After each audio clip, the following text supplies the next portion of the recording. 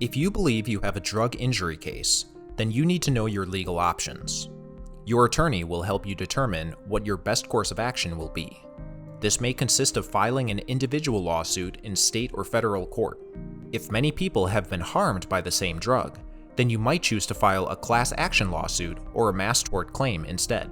If one of these is currently in progress, you may have the option to file alongside other claimants whilst keeping your personal attorney in lieu of being grouped together under a single third-party legal team.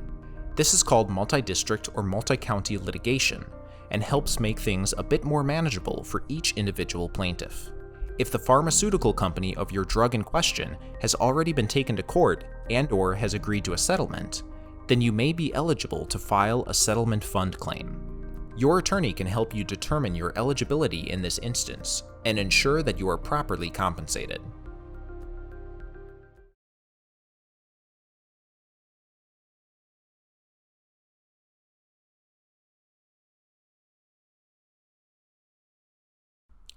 Don't sleep on pursuing legal action in a drug injury case.